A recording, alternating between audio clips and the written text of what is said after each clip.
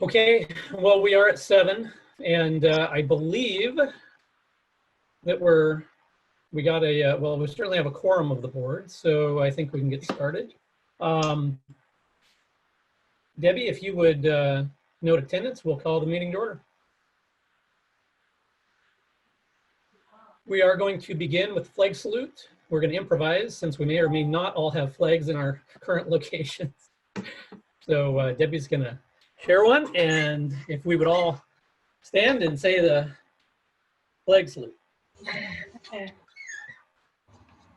I pledge allegiance to the flag Of of the United States of America and to the the republic for which it stands, one one nation, under God, indivisible, indivisible, with liberty liberty and justice for all. Great. All right, first up, we have our consent agenda. That's going to be to approve minutes from the March 9th, March 30th, and April 8th meetings. I will accept a motion to approve them as submitted. Jonathan, I move to accept the consent agenda. I'll second. Moved and seconded. All board members in favor signify by saying aye, maybe put a thumbs up. Aye. Aye. Aye. Opposed? I'm going to abstain. I've not had a chance to see them. Okay.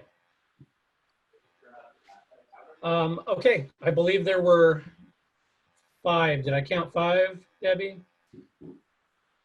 Trying to, 1, 2, Irv, were you a thumbs up? Irv was a thumbs up. Lori was a thumbs up. Jennifer was, okay, 5. Yep, 5 yays, 1 abstain, and 1 missing. So Shelley's not going to be with us tonight. Who seconded? Jennifer. I think. Okay, motion passes. Thanks, guys. We're going to jump right into our very first action item. We are going to, we have a resolution here to thank our amazing teachers, and probably never more important than right now, they're going through an awful lot. No kidding. Yeah. So I'm gonna read the resolution, and then we can share our thoughts and vote to approve it. So whereas our teachers, that'd be school counselors, specialists, all licensed instructional staff, mold future citizens through guidance and education. And whereas teachers encounter students of widely differing backgrounds, and whereas our country's future depends upon providing quality education to all students, and whereas teachers spend countless hours preparing lessons, evaluating progress, counseling and coaching students, and performing community service, and whereas our community recognizes and supports its teachers, educating the children of this community, now therefore be it resolved that the Silver Falls School District Board of Directors proclaims May 4th through 8th, 2020 to be Teacher Appreciation Week. And be it further resolved that the Silver Falls School District Board of Directors strongly encourages all members of our community to join in this observance, personally expressing appreciation to our teachers for their dedication and devotion to their work.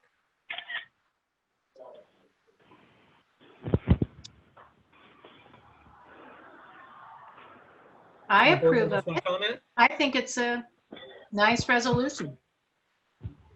I will comment on our current situation. Right now, teachers spend many hours trying to figure out what their procedures and routines are going to be for the school year. And we build them over time as well. Year after year, we figure out what works and what doesn't work. And there is a lot of procedures and routines now that teachers are planning for students in a way that they've never done that before, and in a super short time period.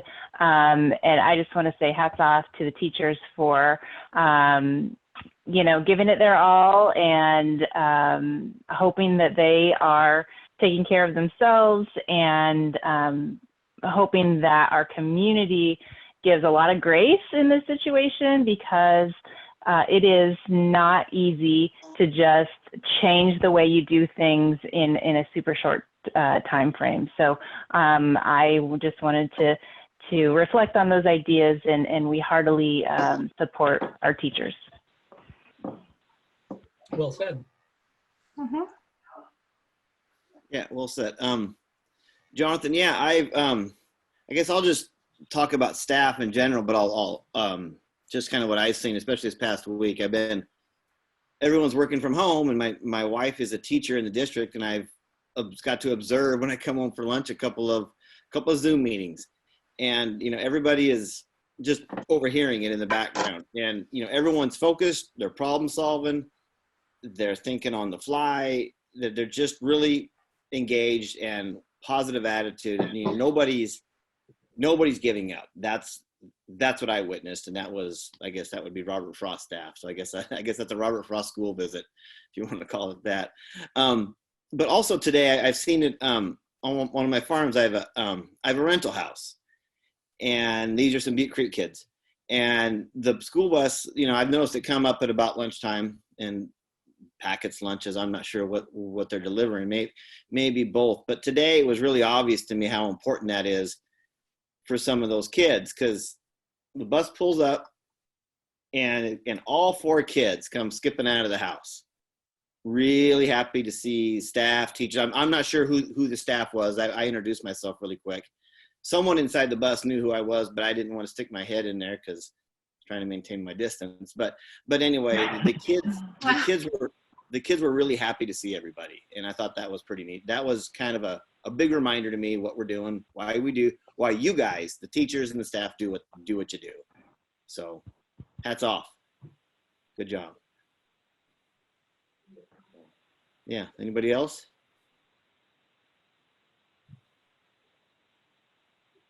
Okay. Well, I will happily accept a motion to approve the resolution as read. I'll make a motion to approve the resolution to establish our Teacher Appreciation Week in May. I will second that. Moved and seconded. All those in favor signify by saying aye, and a thumbs up helps. Aye. Bye. Motion passes. Okay, we are going to jump into our student reps, and I believe, Owen, you are it today, right? Evelyn, did I hear wasn't going to be present? Yeah, she's working, unfortunately. Okay. All right. So I wrote down a little something that I was told to kind of speak on. All right. So I was told to give you all an update on kind of like how the students are feeling and just kind of like what's going through their minds right now. So I guess I'll start with kind of how I'm feeling. So personally, I am most disheartened about sports, especially about my tennis season being canceled. I was confident that my partner of 3 years and I were going to finally make it to the state tournament, which has been our goal since the beginning freshman year starting out. But I'm really most sad about the basketball state tournament being canceled just 2 games early. It breaks my heart we could not bring home a trophy for all of the amazing basketball fans that we're all playing for. I'm not too disappointed about like the rest of the school year being canceled, missing senior prom, or even really spirit games, which I do love. But that's not the case for many seniors. They're really looking forward to their last great memories of so far the best years of their lives. I know many students that wish they could go back to school right now to be with their friends rather than their crazy families. Many students Oh, Many students are very sad that they might not get to say goodbye in person to the few military students who leave very soon in June. But the main thing I feel most people care about, students, teachers, parents, guardians, grandmas, grandparents, they really care about graduation. Graduation is the one thing pushing a lot of kids to pass classes, or at least it was. It is the one thing that every kid has been waiting for most of their lives. There are so many first kids or grandkids, like first grandkids, last kids or baby of the family, and even the in-between kids that worked so extra hard for like honors and other awards, who've been waiting for that day to walk across the stage while their parents, grandparents, guardian, or whoever, they cheer, smile, blow an air horn, even hold up a sign that says "We love you." It's I don't know, it's a very big event for a lot of our lives right now. Like we can all live without a senior prom, the senior class destroying in the spirit games, or even finishing off the school year. But it's really imperative that our graduation still happens. Walking across the stage would be the biggest accomplishment for most of our lives right now. So I really implore you guys to figure out a solution so that we can walk the stage, whether it's in June, July, or even in August. Thank you. Yeah, thanks for sharing that, Owen. That's a tough spot. You know, I don't have a senior this year. I do have a high schooler. I can't imagine, you know, what you guys are going through. That would be really, really tough. Yeah, Owen, well said. I've got 2 seniors in the house, and my house, and you captured their emotion, their feelings perfectly. Thank you. Yeah, thank you.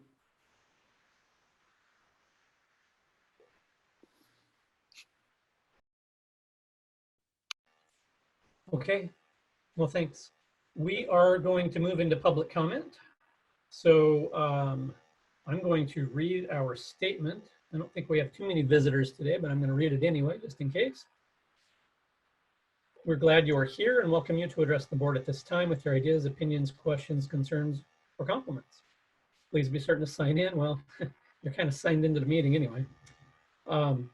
Before you present, remember we all model the way for our students, and we ask that you share your thoughts in a respectful way.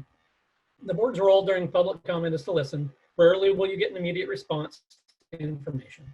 If there is follow-up necessary, we will direct our superintendent to do that. In order to ensure equity among speakers, the board will limit remarks to 3 minutes per individual, unless there's a group, in which case we will extend it to 5 minutes. There is a second public comment later on the agenda, specific to discussion and action items of the meeting. Anybody that wishes to address the board tonight?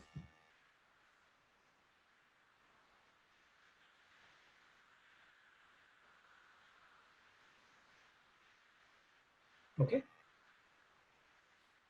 We're going to move right into our discussion items. Our first up is a draft equity policy. This is our first reading.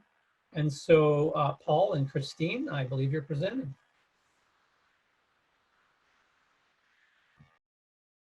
Thank you very much. So tonight I'm proud to present to the board for first reading an equity policy for your review and consideration. As with all policy first reads, we are bringing this forward for public review and input, and then this policy will come back next month for an adoption vote. Between tonight and the next board meeting next month, I invite anyone with questions or feedback on this policy to email me directly, as is our standard practice when reviewing or revising policies. So some policies establish specific tasks to be completed, and other policies reflect our best professional practices. This particular policy does both. It captures a complex dialogue over time into a concise policy that both reflects our best professional thinking and guides the district's future work. The district equity team was reconvened this year and has helped the district make great strides for all students. You may recall that last month, equity team member Sheldon Lassier presented an update to the board in which he shared that this policy would be coming forward and that he had some recommendations on behalf of the district equity team for additional professional development for us. So to tell you more about this policy, I'd like to introduce Christine Eubanks, a member of our district's equity team, and after she speaks, I will also ask Principal Wade Lockett to share about the equity work on behalf of students that is underway at Silverton High School. So Christine, do you want to take it away? Sure, thanks. Yeah, thanks for having me. I'm representing the Equity Planning Committee. It's comprised of district staff at various levels and departments. administration, and members of the community. On this committee, my representation is as a community member and the parent of 3 children in the school district. So a key task we did was develop the equity lens, which we presented in a prior meeting. It's a tool, of course, used to consider what we do as a district to be sure opportunities for students are equitable. As you might know, it was a requirement by the state to receive SIA funds, but we believe it is a valuable tool to use for all we do. So we developed that lens, but we also prepared an equity policy that we're presenting tonight. It gives the equity lens a context. It says why we use it and what we will do as a district about equity. So it's a statement and a guide. This policy was initially developed by an equity committee that first presented this to the school board in 2017. And we used that feedback from the school board from that presentation to make edits and present what you see tonight. The point of this policy is rooted fundamentally in the care of each student. And adopting this policy is not saying we have a problem in the Silver Falls School District, but it's saying that we are willing to ask questions that inform us of who we are and what we need. It is saying that we have the courage to look at a thing, to pick it up and look at it from all sides and say, this could be better, or perhaps we did that well. It's recognizing that achieving equity means each and every student has a chance to succeed, and that when we become a community of equity advocates, every single student is a more capable citizen of the world. I feel like saying that one again. When we become a community of equity advocates, every single student is a more capable citizen of the world as a graduate of this school district. So tonight, on behalf of the Equity Planning Committee, we make a strong recommendation for this equity policy to be reviewed and eventually officially adopted. We believe it is vital to the health of our school district, and I thank you for the opportunity to present it. Thank you, Christine. Next, I'd like to have Principal Lockett share a little bit.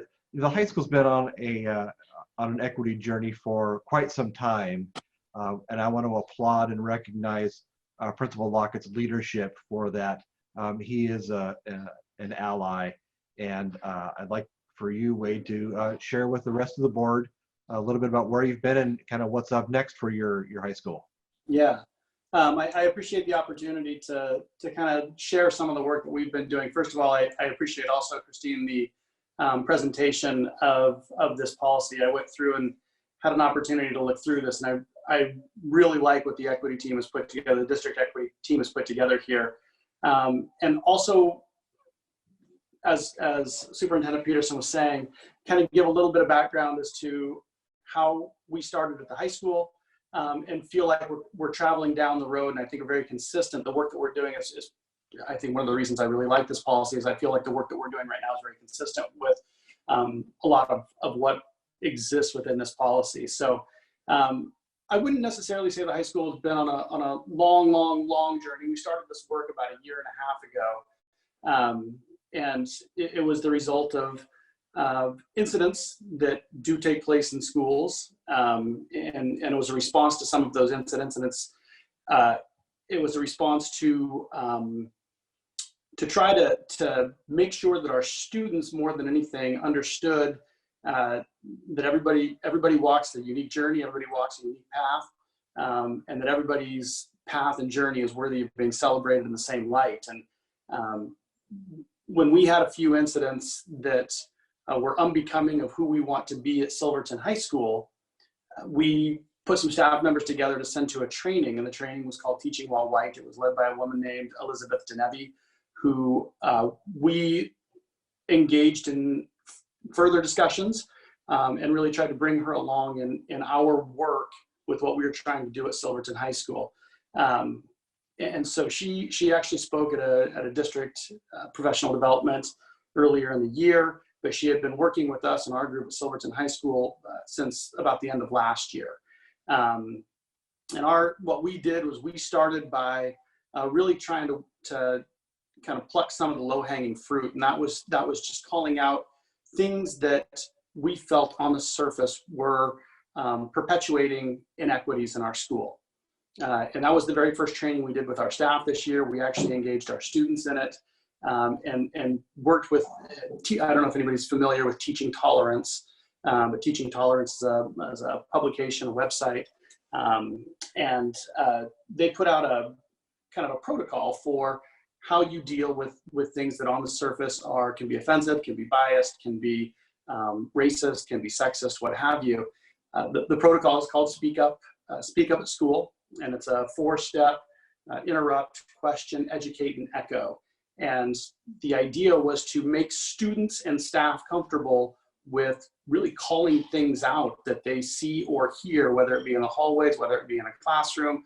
And it wasn't to be, I don't want to say offensive. It wasn't to be very blunt in somebody's face if somebody said something, but we had to recognize the fact that there are certain things that are said or certain behaviors that we have in our society that without us even recognizing it can be racist or can be sexist, that can perpetuate inequities in our society. And so we started to really consider what those things were and what they looked like at Silverton High School. And that kind of brought our own school equity team together. We had 4 students that were involved. We had a parent that was involved.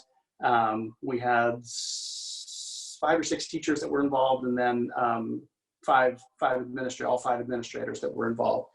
And begin to discuss what those things look like, what maybe microaggressions look like, how we can respond to them, and then begin to kind of train our students and train our staffs and hopefully kind of get that to work its way through our system and be able to respond to things in time.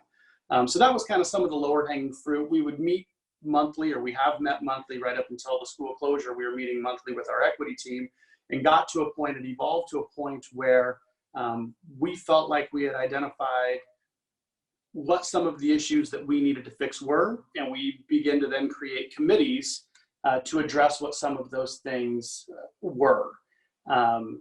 Just prior to the closure, we had started work on a grading for equity committee. We had started work on putting together a handbook and policy review, curriculum adoption review, equitable practices in math. We were actually going to bring in the Dana Center from the University of Texas in Austin. And I'm not familiar enough with their work to be able to fully tell you what it was, but it was equitable practices in math. And we had a group of math teachers that really wanted to explore that. So we had a plan to actually get 7 other schools involved, and then we would all pay, about $500 and let them come to Silverton High School and put on a clinic. And we could have invited our entire district math department to take a look at equitable practices in math. We had reading groups put together. We had a group put together to review our bell schedule and the equitable nature of our bell schedule, or the inequitable nature of our bell schedule, depending on how it looked. We weren't saying that we were going to be making changes as far as any of these were concerned. It was just to explore some of these things. Where is there language that could be more equitable, that is a better reflection of the policy that you've laid out tonight? And then what does it look like if we were to make those changes? And so that was the work we were just beginning and hoping to finish that exploration and have recommendations on some changes that we could make, and perhaps changes that we could propose to the board, or perhaps propose to the district equity team. And unfortunately, our exploration got interrupted there, but it is work that we plan to come back to as soon as we're back in the building together, and not even necessarily saying that it's work that we can't continue virtually. So that's what our stuff has been. I've been very proud of the stuff that our group has done. I was excited to see where this stuff was going to go. I'm still excited to see where this stuff is going to go, and encouraged by the draft policy that's been put together and proposed to you today. So that's brief. I apologize. I'm going to stay brief tonight. Today is my son's 10th birthday, and my goal is to kind of get back to the family and the birthday cake and all of that stuff as quickly as possible. So, so if there's questions, I'd be happy to answer them. Thank you, Mr. Lockett. Of course. Some other really important equity-based work that has been undertaken in our district recently is, as Christine Eubanks mentioned, the equity lens. But Director Jennifer Hannon's leadership on the SIA plan was completely a matter of equity leadership. So we really do have some very important work underway, and this policy is a reflection of that best practice. So with that, board members, I want to open it up here for any questions, but more importantly, open it up for the next month to receive any feedback or questions about this policy. And this policy also does have my strong recommendation for approval when it comes back to the board next month. I just want to say that I'm very grateful that this has been developing, and I'm very excited and grateful that we now have this first run of the equity policy. So thank you all for your work and your time that you put into this. I deeply appreciate it. I just wanted to say, My question maybe is for, sorry, go ahead, Janet. I think I talked over you. Oh, okay. No, I just want to say, I mean, I've gone through it with my highlighter, and I can tell that there's just an awful lot of thought and work that went into developing it. And I just wanted to say thank you, and thank you to the whole committee for putting this together. Yes. I especially like that you've really held us all accountable. You've called out support for staff, engagement of the community, using data, recognizing all families, things like continuous growth and understanding that we always have room to get better and things to learn. We're never done. And so I really appreciate that you've held us all accountable, but the focus is very much on what positive things it does for our community and for our students. And I really appreciate how you pivot to those positive outcomes educationally and socially and for our community. So I think it's excellent. Thank you very much. I think my question maybe was for you, Principal Lockett. You were talking a lot about some of the things that you've been discussing over the last maybe year and a half. You talked in some pretty generalities, but were there some specific things that like this policy would have helped with or would have changed? I mean, can you make it more tangible for me? You know, yeah. So there were some specific things and incidents that we were responding to that just kind of, you know, hits to the heart of an individual when it comes to certain language that was heard in the halls or certain things that were said to individuals within the school. We felt like if we could ground our work in something that educated our students in a way that they would understand just culturally, just this is inappropriate, that that it was an effort to educate our students better on equitable policy. And yes, when you take we take a look at some of these, providing students nurture staff members' engagement and explicit discussions about equity toward maximizing our collective wisdom, partner with and engage members of the community who are racially and culturally representative of our student demographics and decision-making bodies, hold one another mutually accountable for identifying and counteracting bias policies, practices. This policy right here, enacted the right way and making sure that our policies, the work that we do on a daily basis with our staff and in our schools, I believe this policy is the groundwork for something that begins to chip away at a lot of the things that you see in our hallways. And I don't want to say there's a lot of it, but there are things that are said, and I think this chips away at a lot of the things that people do hear, that people hear and ignore because it's more comfortable, it's easier to ignore it. This policy begins to delve into people's comfort zones and begin to break some of those barriers that exist because we're too afraid to say something that goes against the grain. We're too afraid to call something out that is kind of systematically keeping certain populations down. And what this does is it actually begins to allow us to not just allow us, it holds us accountable to make sure that we are actually making people feel uncomfortable by saying those things, by calling those things out. Hey, that was a really bold statement. Tell me what you meant by that. Do you understand how this might make somebody feel uncomfortable here? It holds us accountable, it holds our kids accountable, our teachers accountable, our administrators accountable, our community members, anybody that walks into our school. And I think that's an important thing to keep in mind, that for our students, every single adult that walks into our schools is a teacher. One way or another, every adult that walks in is teaching our students something. And this holds us accountable as a district and as a staff to make sure that we make sure that all the adults in the building are teaching our students the right lessons, the lessons that make us a more equitable community. And that's what I appreciate about that. Does that answer your question, Jonathan? Yeah, I really appreciate it. It helps me, the closer we get out of the abstract, I think the easier these are for me to talk about and understand. So. I think for us, I'm sorry, Jennifer. No, go ahead. Was it Jennifer that was speaking? No, it was me, but go ahead. Oh, I only see 9 pictures on my screen. I'm sorry. Oh, go ahead with. It's what we want is to pivot from it not being uncomfortable to point these things out when somebody says it, and pivot to the point that it's uncomfortable for somebody to say that because they recognize that it's inappropriate. And that takes a lot of work from the ground up.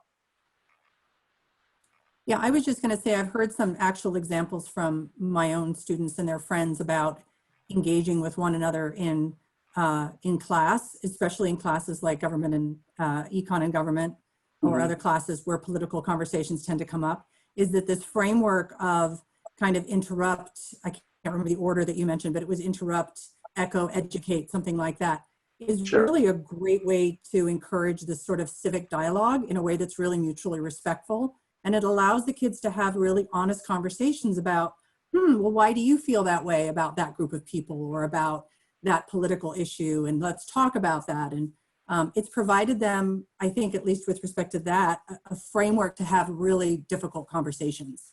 And I think that's exactly what school is for. That's, been really great. No, I appreciate that, Janet. It actually, once you get the opportunity to begin working with the students specifically, and we did it in AGs, in our advisory groups, but get an opportunity to bring that in front of the students and then practice it with them. We actually gave them specific scenarios. If you heard this in the hall, or if you heard somebody say something, along these lines, how could you respond to these things? And so they began to work on it. We did it with our staff as well. In fact, we did 2 trainings with our staff specific to that protocol. And then it became kind of a, let's make sure that we're holding ourselves accountable to this. And when we hear something of this nature, challenge ourselves to say something. And it's not an easy thing to do, but I think we had a staff that was eager to put some of that protocol to work. And we brought back some reflections and had those conversations in the following staff meeting. And I think it takes longer than just a few months to really begin to see the impact of that. But I think people felt good about having the tool. Yeah. Go ahead, Jennifer. Is it my turn? Thank you. So I think Janet actually encapsulated a lot of what I wanted to say, but Wade, can you recap the protocol again? I wanted to write down the 4 steps. Yeah, it's interrupt, question, educate, and echo. And I think a lot of, it's not necessarily they have to be done one in that order. Sometimes it's just doing one of those things, right? You hear somebody say something, you interrupt it and say, hold on, this is what I just heard you say right there. Tell me what you meant by that. Or, I just heard you say this right here. That hit me really hard. That was a bold statement. I don't quite know how to respond to it right now, but let's talk about that tomorrow. It could be a number of different ways, but it's not necessarily a formula. It's you know, you hear somebody else say, hey, that was a really bold statement. That really got me. Then to have somebody else say, yeah, you know what, that struck me too. That would be that echo piece, right? So you had a question though to follow that up. Well, I just wanted to express my appreciation of creating the environment for the students to actually engage in the work, because they're amazing. Students are amazing, and once we give them the environment, the right environment, they will regulate themselves to some extent, and that is actually much more efficient because teachers can't be everywhere in the hallways, and so we need to rely on the students to do the interrupting, et cetera. So I really appreciate the work, and keep it up. Keep up the good work. Thank you. I appreciate that. It's been my favorite work that we have done since we've been at the high school here. So thank you.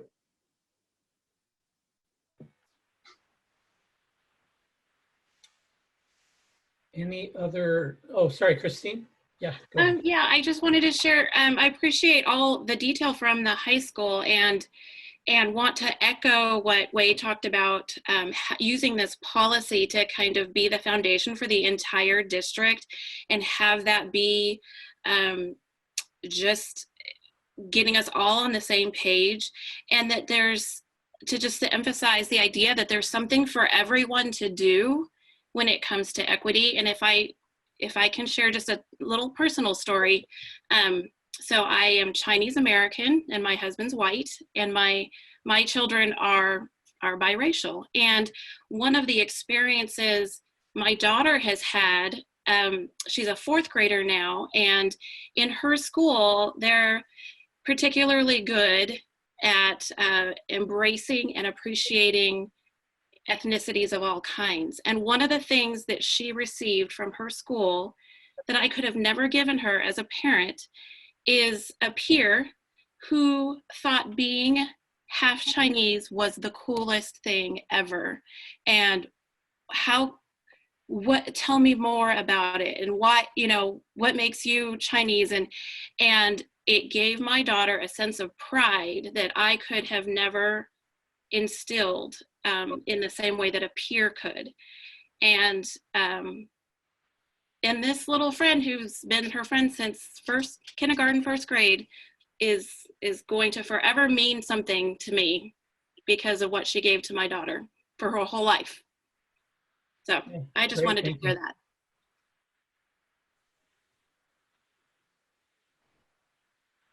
Any other comments?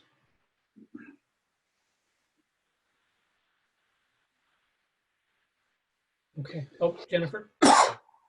Yeah, sorry, I forgot this the first time around.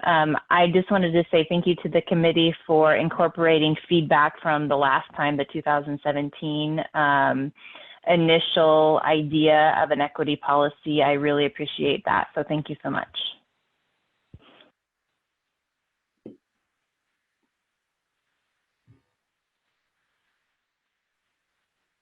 Yeah, and Irv, thank you for reminding me. I forgot at the very beginning to mention that by doctor's orders, he's not supposed to speak tonight. So if he's particularly quiet, you will understand why. I meant to mention that and I forgot. I saw your note. Thank you.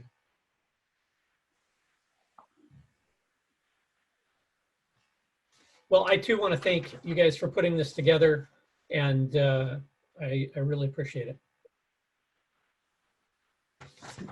Okay. Next up, we've got a 3rd reading of proposed revisions to the public charter schools policy. That would be LBEG 1, I believe. Sure, this is the 3rd month we've seen this now. I have received not a single email or question or concern from anybody about the policy. The changes in here are, I think, all reflective of the OSBA policy department responding to changes in laws and administrative rules over the last couple of years. So without further ado, I will recommend that the board adopt this policy.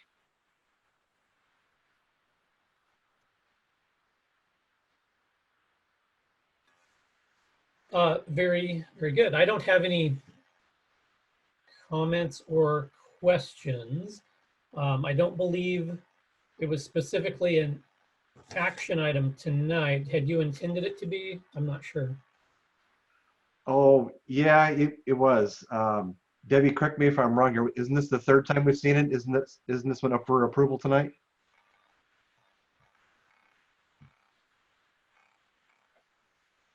It was supposed to be, but I thought that at the last meeting, one of the board members had requested to see the original, and all the changes weren't very clear, so we reposted it to make everybody more informed. So that's why there's the policy with the changes, and then there's the clean draft of the proposed. Does that make sense? So it's a proposed revision Well, the bracketed language had to be embedded, changed because there is bracketed language that has to be decided upon. So the second policy that says proposed, that's Okay. the clean copy. And the one Oh, before it has all the, yeah, I understand. Thank you. Thank you, Debbie. Yeah, and I'm happy to make this an action item. I understand what you're saying, Paul, and I think I didn't catch that when I reviewed the agenda. I apologize. So, but unless any board member speaks up with a concern, I sort of would anticipate not a lot of concern tonight about that. It is, I'm pretty sure it is the third time that we've heard it, and it does say action item under number 4. It just doesn't have a spot at the end for a vote, but we can change that. Correct. Okay, we'll bring that back up under, well, actually, we don't have any other action items. Let's talk right now. Let's do this right now. Are there any concerns from any board member about approving this policy update tonight? I've read it. It's its third reading. We've received no feedback, as Paul stated.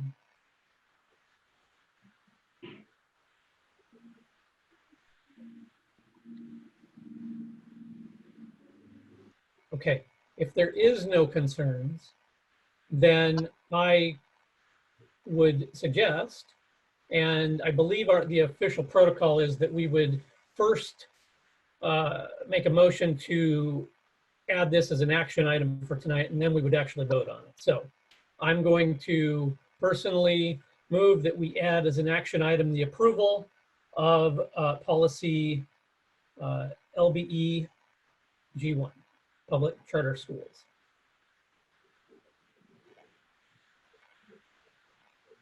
I second. Moved and seconded. All those in favor of adding this as an action item signify with a thumbs up.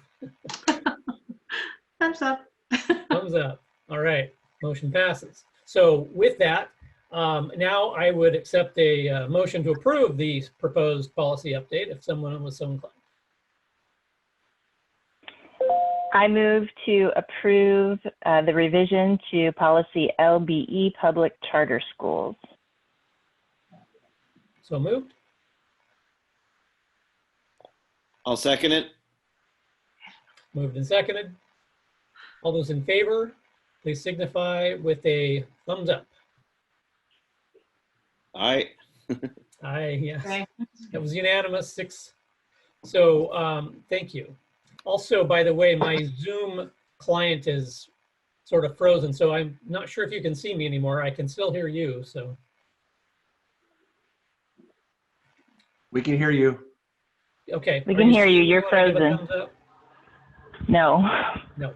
I kind of thought maybe I was. I'm going to briefly try to restart my Zoom client on my PC. Apologies, but I will. Next step is going to be the superintendent report with Paul Peterson, and I'll let him start the transition. I will be right back. Okay. Well, good evening, everybody. Thanks for connecting in to this meeting. So I want to begin by acknowledging how challenging this time is for everyone, for families, for our staff, for our students, and even for the people making the decisions at the state level. It's very reassuring to see how everyone is being so thoughtful and generous and patient as we navigate so many changes to our daily lives. I want to take a moment to call attention to the fact that during this time, I am seeing the best in everyone around me. I have seen educators from throughout the district turn their spring break into productivity time, with everyone investing considerable time and energy into redefining and retooling how we do the business of school. So here's a brief summary of things, that if it starts to sound like a list of positive acknowledgments for people, well, that's because I have seen everyone on the team go way above and beyond the call of duty. This week, we increase our level of support for our students with more teaching and learning activities, including more interaction between teachers and students in grades K through 8. For our high school students, while we are awaiting additional guidance from ODE tomorrow at 2 p.m., our high school staff continue their preparations for remote learning, which will ramp up through Monday of next week. It's an even more complex transition to remote learning for the high school, with more details to work out regarding transcripts and grading terms and credits and electronic gradebook settings and so much more. As you know, the state has thus far issued guidance that allows for students to graduate on time, effectively holding our seniors harmless. Today, the schools, in partnership with the technology department, checked out Chromebooks to hundreds of students. I visited several schools today and was completely impressed with the efficient clockwork operation as parents drove up, were greeted by staff, and then received devices and other materials from staff who were all wearing masks and gloves, and then they drove away. Schools are distributing instructions for parents and families this week to communicate and familiarize them with the practical aspects of supporting their children during this period of remote learning. Director Jennifer Hannon continues to provide outstanding leadership and direction for this work, and our principals are all hitting it out of the park with thorough communications and thoughtful support for staff who are all executing on the learning plans while maintaining social distancing. Last week, our nutrition and transportation system worked in tandem to ramp up our food delivery program for students. We went from about 300 grab and go meals per day to around 1,300 meals. I think we even did 1,400 meals one day, being delivered on buses. Assistant Superintendent Dan Bush, Sue Ann Earl, Steve Nielsen, John Crane, and I know there's many others, all deserve recognition and our thanks for this incredible work. Our business office and our payroll staff have expertly resolved 1,000 issues so that staff continue to get paid on time and all the various types of leaves get accurately accounted for. We're fortunate to have such a highly skilled group of people that work so well together. And so the business of schools goes on. It's different, as PTC meetings are held over Zoom. Staff meetings are held over Google Meet. Meetings between teachers happen online throughout the day, and teachers are preparing learning packets for kids to be delivered to kids' homes. Our nurses have been sewing masks like mad. Debbie Valoff is now in charge of masks and gloves distribution, and our custodians clean and repeatedly disinfect areas throughout the day. The lines between work life and home life are even blurrier for educators, and our dependence on the digital sharing of information, which our team has embraced, has brought out an undeniable spirit of collaboration and teamwork that I am proud to be a part of. Thank you. That's all I have.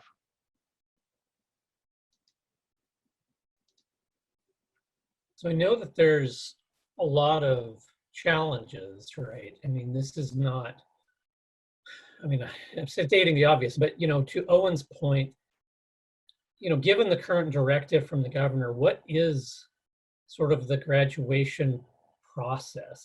Do we even have one? Is it still TBD? So Principal Lockett does have a team of people that are starting the conversation to brainstorm what's the best way to honor and recognize our graduates. So I don't have those details now, but I think we can all rest assured that there will be something to make those graduating seniors feel special and to recognize their achievement.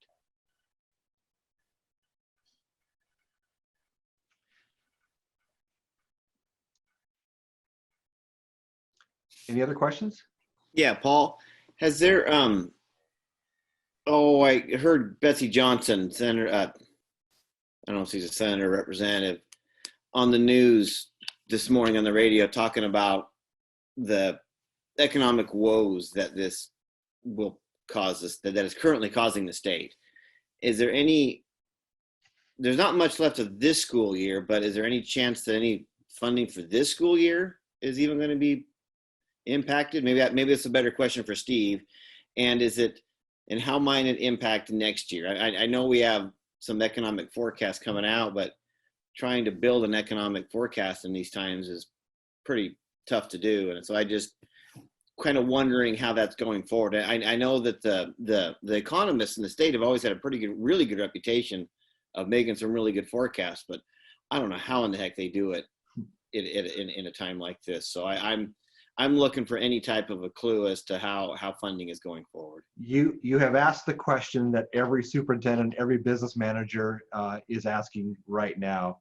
I will say a couple of things, that the advocates at the state level, those who represent all of us, whether it's OSBA, COSA, OEA, the consensus that I'm aware of has been to protect this year, and then also to protect the general fund going into next year. Yes, we will have a revenue forecast coming out here in the next few weeks. And I understand that the governor is going to call the legislature back into session. I would imagine they're going to be talking about the revenue forecast and what are the potential impacts to school funding next year. I will say that it's likely that we will see the legislature look at the Student Success Act funds and see those funds get reappropriated, possibly to shore up the general fund. Again, that's just me looking in the crystal ball here. The legislature going into next year will also be looking at two statewide funds and making some decisions there. So our state smartly a few years ago, when the economy was really rolling, set up two funds, one called the Education Stability Fund and the other called the Rainy Day Fund. Now, the Education Stability Fund, that's for K-12. So it'll be a decision on how deep they go into those reserves to shore up next year. And likewise with the Rainy Day Fund, that's a statewide pot that all state agencies would be scrambling over. So there'll be much more, I guess, contentious deliberations on how much of that pot might end up going to shore up K-12. All of those things are to be determined. Chances are we will see some, like I said, some reprioritization of the Student Success Act money and therefore the student investment account activities that we have all worked so hard on this year.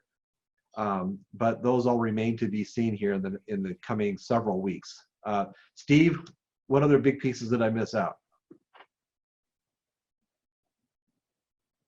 Hi, everybody. Can everybody hear me okay? Yeah, okay. Yeah, thanks, Paul. Paul did a really nice job of summing that up, and I definitely had some things to share on that as well, and Paul covered that well. I really think that what we've heard, Paul's been on several ODE calls, talking about distance learning to finance to everything in between. And I've been on a few business manager calls. We've had a couple statewide business officials calls. We had Jim Green on a couple of our calls from OSBA. And the consensus right now is that that most districts are, and Jim would advise, at least at this point, to continue to prepare our proposed budget based on the official ODE estimate dated February 25th for 2021. That is actually linked on the financial report from the March board meeting, if you wanted to go back and look at that. We have not received any new estimates yet, and there has not been any official action by the state yet on any budget movement.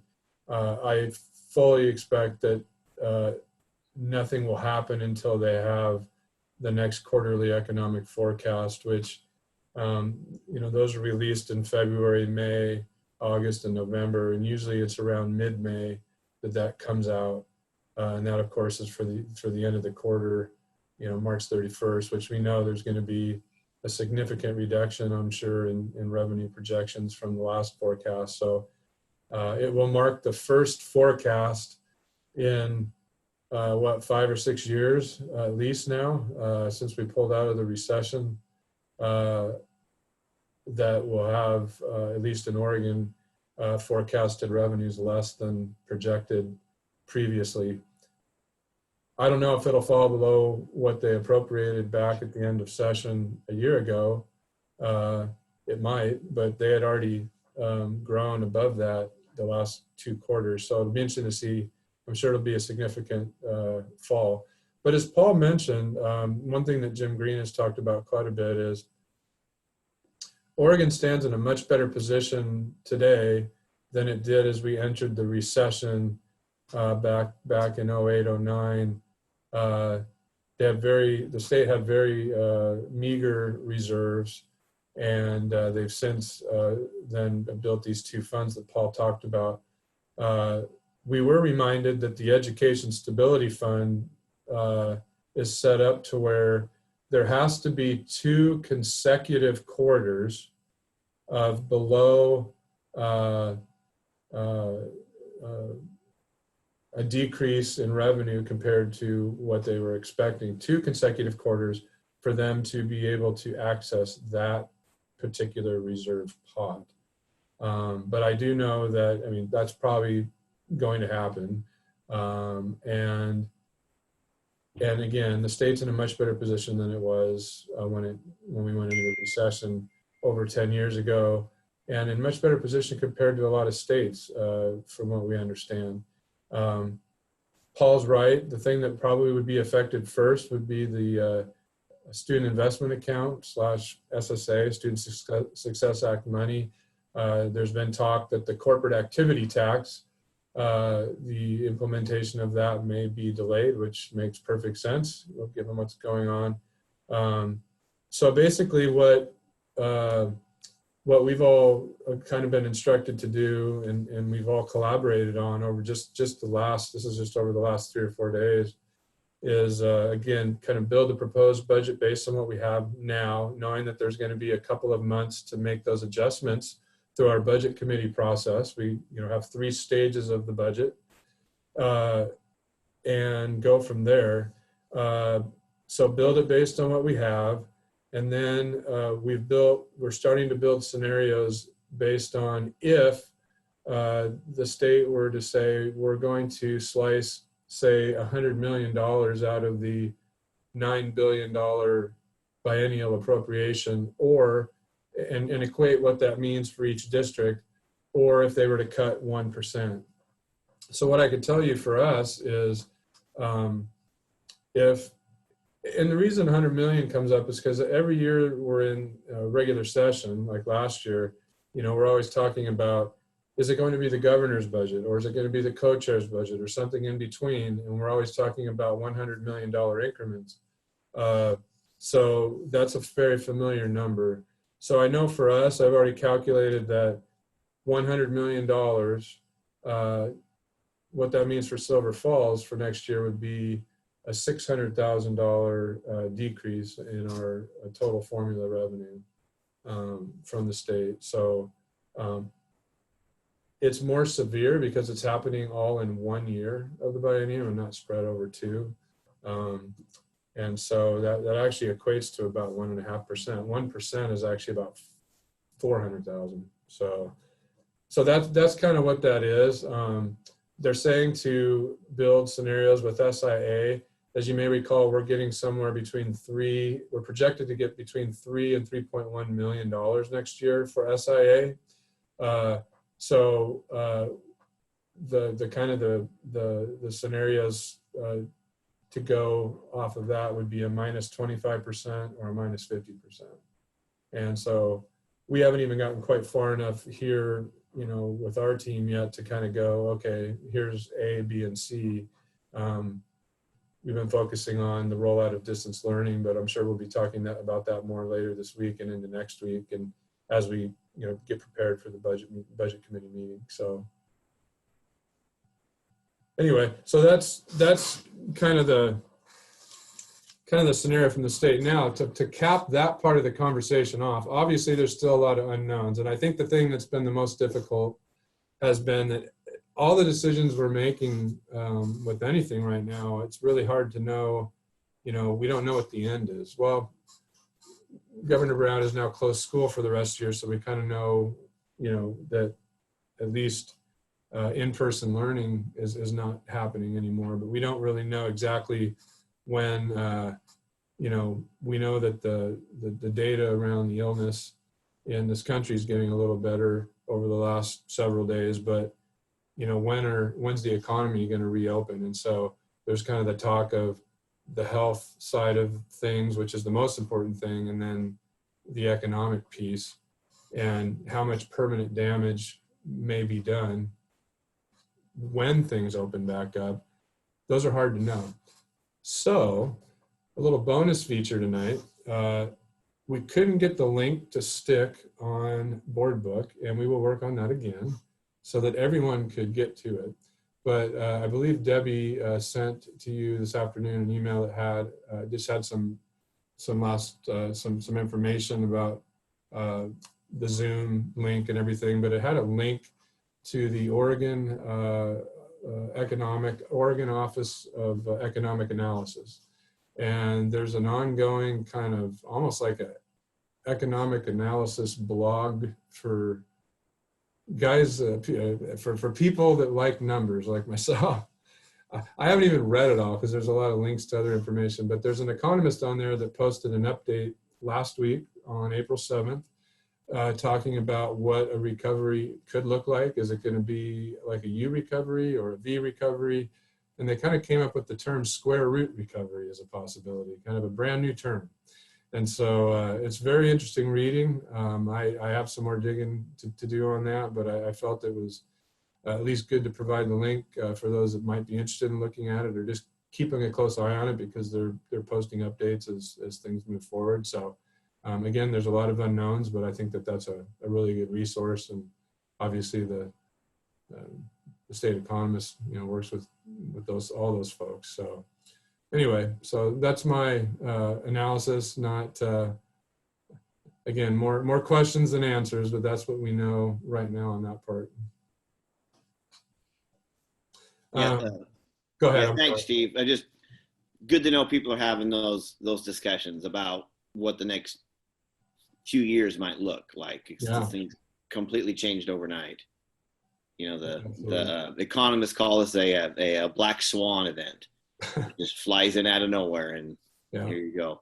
Yeah. And I guess on the next, being we're still under Paul's thing, what are kids are home from college, and we have a college kid home, and other of our friends do, and there's a discussion amongst some of the colleges because they don't know what next year is going to bring. They're talking about online school next year. I'm sure Jennifer Hanna is probably pulling her hair out me bringing this up, but do we have any ideas what next year might look like? Or are they even to that? Are you guys even to that point? Because I mean, you've been kind of busy here the past month. So, but I mean, are we just any thought process on what that might look like? Because there's a real chance this may not go away. There's lots of thoughts about it, but we're not there yet. Right, and that's exactly. I just had to ask that question because it's these. I have heard lots of suggestions that include, even adding days in this, towards the end of summer, like in August. I've heard lots of things, increasing the number of days next year through some legislative action. It's way too soon for that. Yeah. We're still trying to get guidance on grading for grades 9 through 11. And that's been a shifting thing, as well as our special education guidance that has been shifting back and forth between, bureaucrats and attorneys going back and forth, and advocacy groups. And so there's lots of challenges that are preoccupying everybody right now. So next year, I hope we get some information soon, but it's too soon right now. For sure. And I knew that was the answer. I just had to throw it out there. So thank you.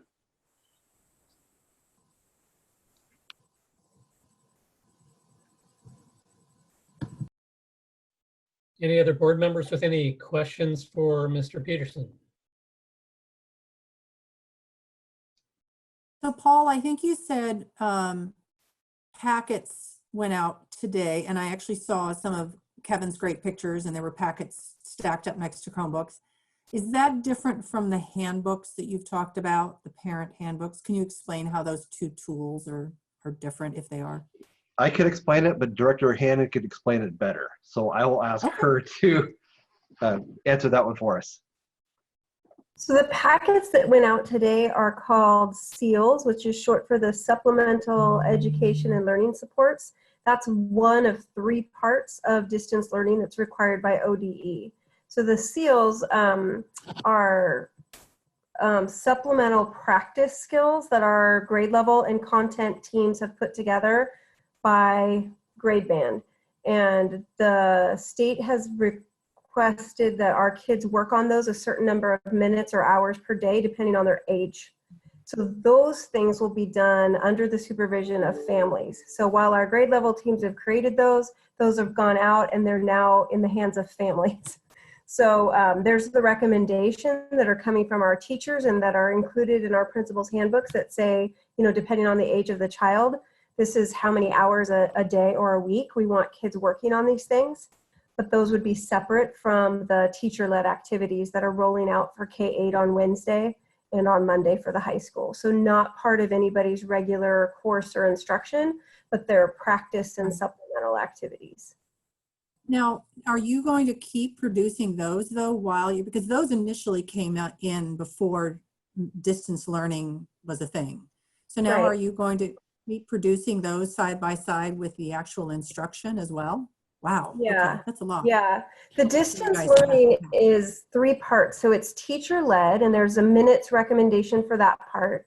And there's the SEALs, and there's a minute recommendation for that part. And then there's that connection and family support. So distance learning is a 3-part process. So that SEALs work will continue all year, but it won't be teacher-led. That will be family and student-led, depending on the age. So that's kind of one of those, that's been a tough one for teachers to know that they're going to create this, but then they have to hand it off to families, and it may or may not happen depending on how well the family is able to support that work. So they've had to be really thoughtful about what kinds of things they include because the instruction was very clear.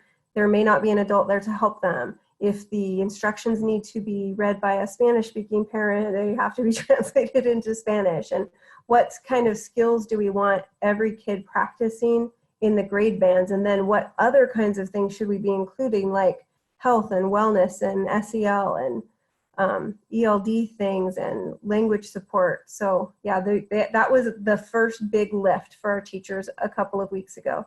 Some of the grade level teams have finished out the year, so they've got those packets done for the rest of the year, and some of our teams are still producing them. Teams are getting together weekly to work on those still. Okay. Awesome. And then the parent handbooks are separate. Those are coming out, I think, either later this week or next week. Is that right?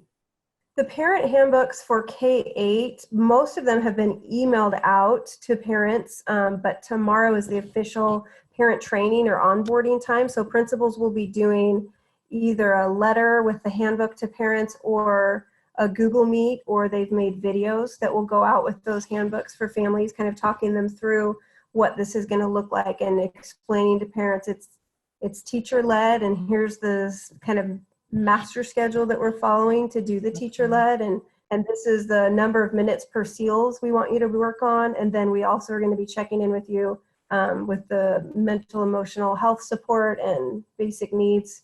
Does your kid have everything they need? Is your family struggling? Are there ways we can support you? And building the community of schools. I mean, that's a lot of this, as you heard from Owen and has been discussed tonight, is kids have lost their place. There's a sense of purpose that is perpetuated in each of those school buildings. So some of the work for each building is how do we maintain the community of our school? And our schools are doing really cool things. Not as cool as having kids come to school, but as good as they can under the circumstances to try and maintain that connection. Okay, awesome. Thank you.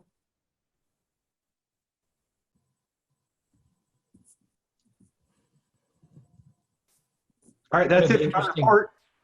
Yeah, I was just going to point out one of the interesting challenges that we ran into and I mean, I'm just sharing as an FYI, it was actually we have parental controls that run on all the kids' laptops. And they specifically block things like Google Meets and some of these things for really, really good reasons. And so we're having to find really crafty ways of re-enabling them to connect in a world where we're going to have to bend, some of these restrictions that were put in place, like I said, for really good reasons. So it's going to be kind of a Wild West for a little while, I think.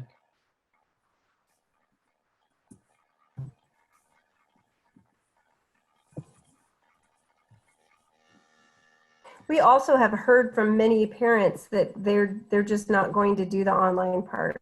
It's partly because of that, because they're not able to give them the level of supervision that they feel like they need, and partly because people's internet connection is not solid enough for people to be working from home and having multiple kids Right. doing the at-home work. So we are just in a position where we have to provide both, and that's, I think, been Tom had asked about colleges talking about going back online, and if we could go back online, that would be one thing, but this isn't that.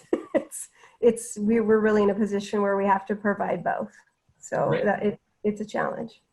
And Jennifer, haven't we also just had some parents just flat out say, we may have the technology, but we would rather do hands-on integrated things with our kids and have them learn that way rather than from a screen. We've heard that too. Yeah, just some parental choice, some about supervision, some about sharing devices and internet access. It's not, we have a connection kind of up here at the farm, but we've got 6 people trying to work and take classes here. So, families are just trying to navigate getting this stuff done.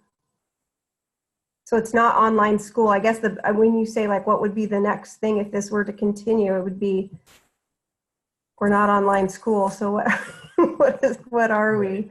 We got to be like one or the other. Hey, Jonathan, do you mind if I interject one thing? Yeah, go for it. So I had heard Tom comment earlier about buses rolling through, and I think Janet, you were alluding to getting materials delivered out. And just so at that March 30th special session, we had talked about extending a contract with Durham, which we did do through the month of April. And so what you're seeing is last Wednesday we started delivering meals to homes, and as Paul said, on Friday we hit 1,400 total meals, 700 at the grab and goes, and 700 deliveries. So that's being centrally handled from the district office, or the meals that are delivered out of actually the middle school. And then individual buildings are setting up.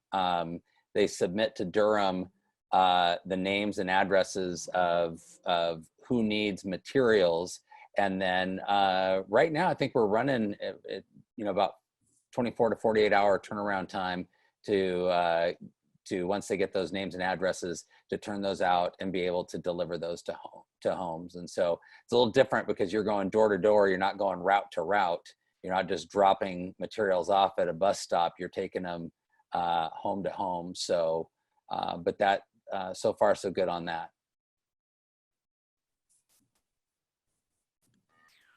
Thanks. Okay. Well, and if there's nothing else on this, then next up is Steve, and I know you probably covered some of your topic already. So did you have anything else you wanted to cover on the financial report? Yeah, thanks, Jonathan. Yeah, that was a lot of it was to talk about impacts and scenarios and that type of thing. I was just going to add a couple other things. One is we decided to keep our first budget committee meeting on April 28th, and even though there's some uncertainty that's been thrown in there, we just feel like it's best to get the process going, get the proposed budget out, have discussions, have the meetings that we need, and see when the information comes out and go from there. I think Paul will be sending an email out to the committee tomorrow, kind of get some information out to them about the meeting and the process, and then we'll have to meet virtually. I'll definitely try to get some things out later this week, pointing them back to some of the financial information here in this meeting, as well as the last meeting. Some things that they could look at, budget, audit, those types of things, and just kind of get them ready. My goal is to get the proposed budget ready for, pickup or posting online by next Friday, the 24th. The meeting is on Tuesday, the 28th. We've been trying to do a couple more days of lead time, but I think that's going to be a challenge. So that's kind of the goal right now, is the 24th. What else was I going to say? As far as the budget goes, yeah, we got we went ahead and put the required ad for publishment of the meeting. That'll show up in the Silverton Appeal the next 2 weeks, and so we're just going to go ahead and move forward. With regards to the financial statements here today, there's 2 links on there. One is a 6-page packet, the first one, and this, I know that I was going to say, I apologize, I didn't get these up till today.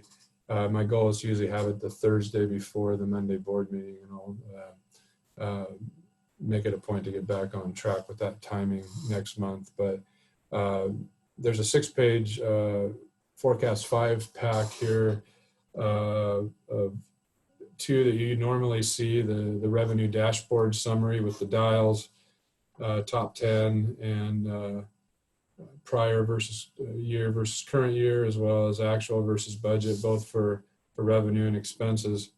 You can see that we're on track with the budget with the revenue, and now you can see that we're outpacing last year, which is expected.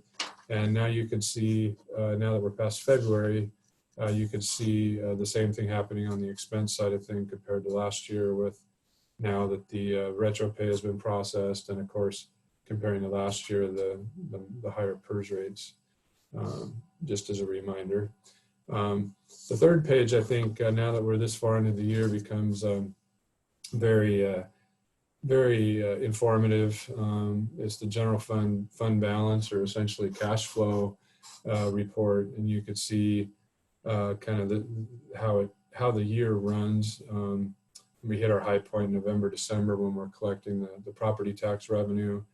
And you can see this year and last year pretty much was fairly close to matching each other. And then all of a sudden you see kind of the drop off there in February, which again corresponds with the retro pay. So that was to be expected. But the most important thing you can see on that sheet is there's a projection for ending fund balance at the end of the year. And right now it's showing 2.4 million. And I think I had talked over the last couple months that, we'd probably be looking at somewhere in that maybe 2.3 to 2.8 range. This is still early. There's still 5 of 12 payrolls to go for school year classified employees, 180-day employees, as well as teachers. And now that the school year essentially stopped, yes, we are continuing to pay, but there's things that have changed. For example, we don't have substitute teacher costs, for example. That's as an example. And there's some other things. I've tried to go through and update the models a little bit, but there'll still be some more things to analyze and try to ferret out in terms of coming up with an estimate. But again, I think we're in the ballpark, and these are numbers that we've heard. So when you get past that page, you get into, again, just some different ways of looking at the same information within the general fund. And the last 2 pages really it shows you the current year to date versus prior year to date, with projections based on, this year's behaviors, as well as 5 years of history, to project an annual forecast. And then that compares to budget. And it's shown on page 5 by object, and then on page 6 by function, which is how we appropriate the funds on that resolution. So there's 2 different ways to look at it. So I think you'll find these helpful, and I know it's a lot to look at. So if you have any questions on this, please feel free to email me and wrap back around, and certainly I'll discuss these, to give some a little education to some of the new budget committee members as well. But in terms of back to the budget, we were already looking at maybe a 2 to 3% gap to try to fill in the budget, and now that there's at least a little bit of, we know that the state revenue forecast is going to take a sharp decline. There's now that uncertainty about, well, is the state school fund going to take a hit? Well, obviously if that happened, that would be a whole nother issue, a whole nother problem for us. But right now we're not, we're planning for, planning for those scenarios, starting to plan for those scenarios, and calculating what 100 million means, and what would we then do. But right now we're just going with the official estimate that we have, and we're going to have to wait probably a good 20 or 30 days before we have more firm information from the state. So that's what we're going to go with. The second link that we have on there is an updated, we haven't seen this one for a little bit, all funds report. It's just a one-pager. So I thought you'd like to see that as well. So those are the reports, and again, that link to the Office of Economic Analysis, there's some good reading in there. So I think that's all I had to share tonight. No, it's great information. I appreciate it, Steve. Any questions for Steve tonight?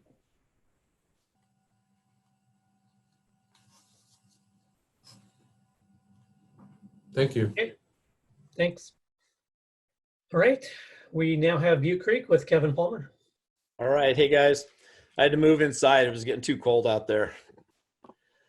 And I'll say that I'm glad that I get to go before Destin, because we were joking last week that we're probably going to say the exact same things. And that would echo what Paul was sharing with you guys earlier, that it's in fact, one phrase he said took the words kind of right out of my mouth. Is we're seeing the best in people during this time. And I think you could have any principal in the school district talk to you guys and be sharing all these stories that are really similar, maybe, little differences, but, everybody's stepping up to do what it takes. And yeah, it's hard work. I think it's a lot harder. The last few weeks have been a lot harder than regular school, but everybody's pushing through it and supporting each other and keeping that patience and grace in mind. So I think we're doing pretty well.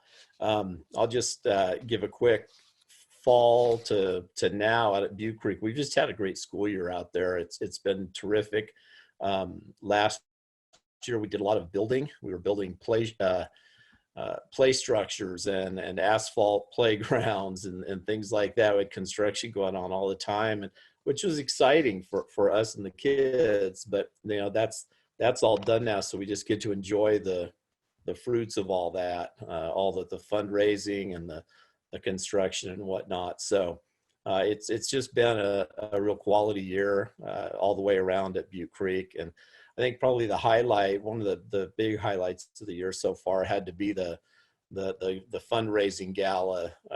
We used to call the auction, and we took it off site to the fest hall, and had a great turnout and profited about $67,000 from it. So it was pretty amazing, and I just had a great time. So now we get to figure out really cool ways to spend that money, and we're looking at kind of a combination of arts and art programs, music, artist in residence, you name it.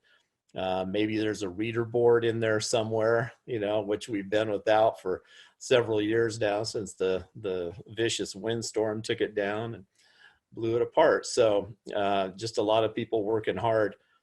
As far as the closure has gone, just right away we knew that we were going to have a lot of families that were going to be kind of stranded, maybe one vehicle Parents got it at work. Everybody's at home with the other parent, can't get into the school, can't get those lunches. So the second day of the closure, March 17th, we were driving lunches, Georgine Kinsey and I, and we had six sack lunches to deliver that first day on, people that she could communicated with and in her list of families that she keeps up with.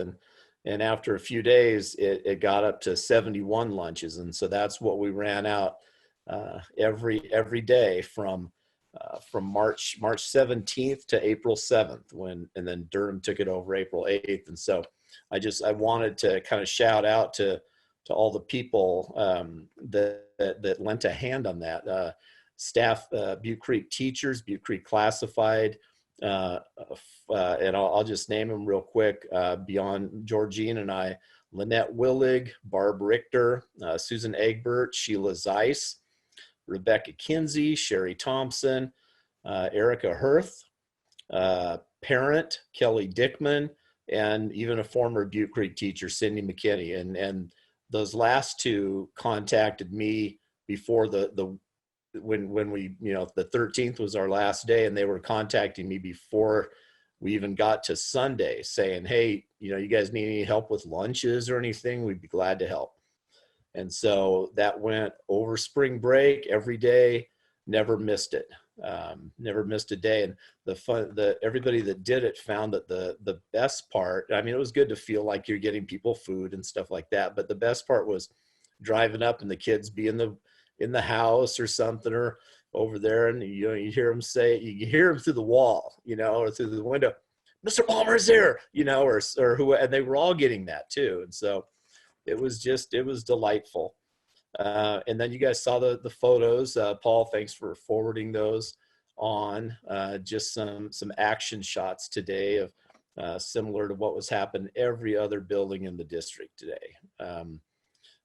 At Laurel West and Susan Harding sitting there in the hallway with their masks on, keeping their distance. It was a smooth deal. The fence line, all those things hanging from that. I don't know if you saw those or zoomed it up or whatever. That was our lost and found. Somebody had a great idea. Let's take everything out from lost and found, hang it on the fences. So we routed vehicles around so they could kind of drive by. If they saw their kid's coat or hat or shirt or whatever, they could stop and get it. Or if they just saw one they liked, whether it was theirs or not, stop and grab it, and we'll take the rest to Goodwill once it opens up again. So it was a good day. And we handed out 213 iPads and Chromebooks today, which we thought was a coincidental number since our address is Highway 213. So I don't know, there was something there. But the people that did all that, they worked all last week to tear down Chromebook carts, separate the cords, pull the devices out, relabel them with tape, all that stuff. They had all those boxes you can see in the hallway. It was a slick operation. Lynette Willig, Rhonda Merrifield, Laurel West, Susan Harding, Barb Richter, and Kayla Wimp. And so they killed it, and smooth as can be. So that's just kind of indicative of what's happened at Central Howell, Prattham, Victor Point, Scotts Mills, everywhere. It's going on everywhere, people. And it's a good thing, making the best of it. So that's all I got, unless you got questions. I don't have questions, but a kudos to the team. I'm, personally familiar with a lot of what you guys are up to, and I really appreciate it. Yeah, hey, it's our pleasure. It's our pleasure. Thank you. Okay. Any other questions for Mr. Palmer?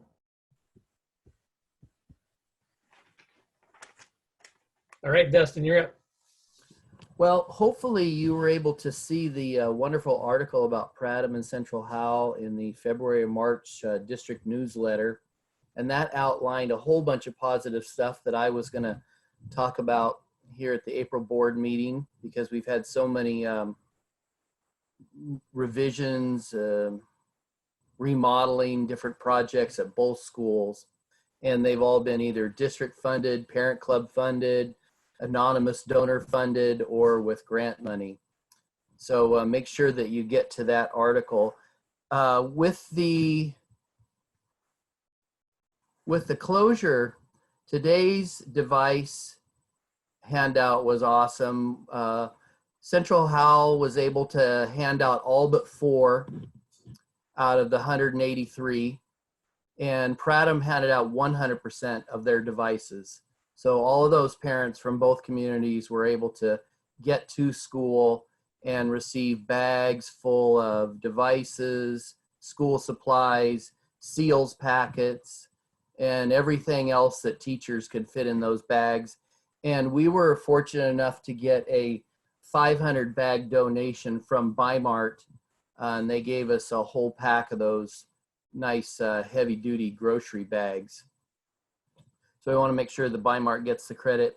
One of my first experiences with the closure was working with the first grade team. That was a very high functioning team.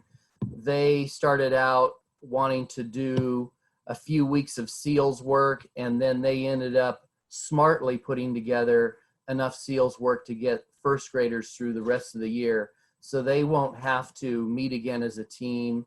And they worked very, very well as a team. We have made contact with all of our students for Central Howell and Prattham.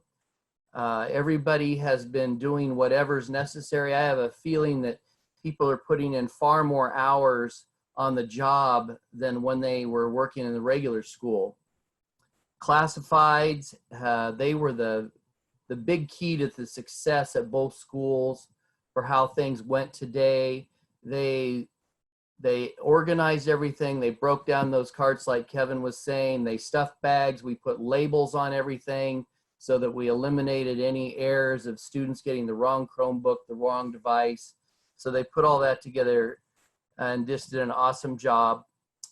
We've been checking in with our families, making sure not just their school needs are met, but any kind of meal needs, any other community, county, city resources that we can push them towards.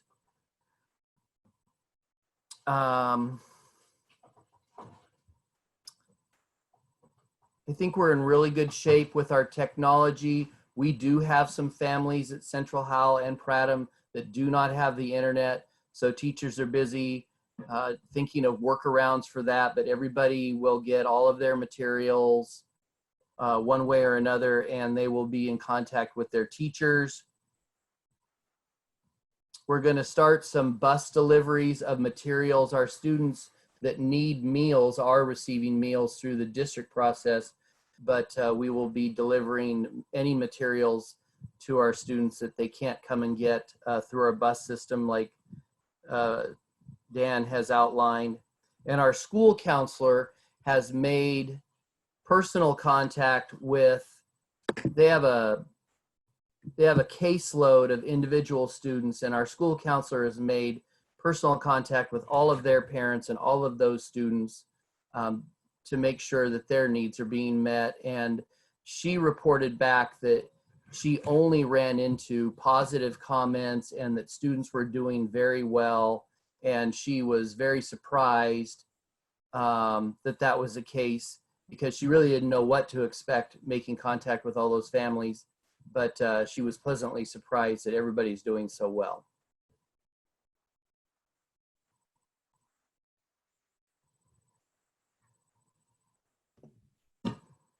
That's all I have. Thanks. Hey, Drew, I don't know if you're on. I saw a note pop that said Jennifer was kicked out waiting to be readmitted from Addie. Yeah, we got her back in. Okay, thanks. Well, thanks, Dustin. Anybody have any questions or comments? Sounds like there's a lot of great stuff going on, and you sort of, Paul started it and you guys both echoed it as you both said you would. I really appreciate everything you guys are doing. It's, unprecedented is a word that comes to mind, and it's, it's not often you can say it and mean it, but I think we can in this case.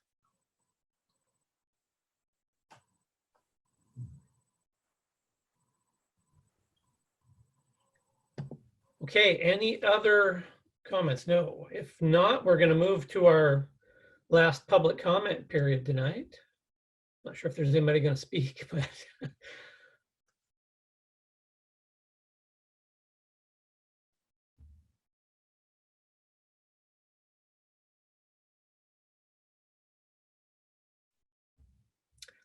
it doesn't sound like it. Okay. Any other business for the board tonight?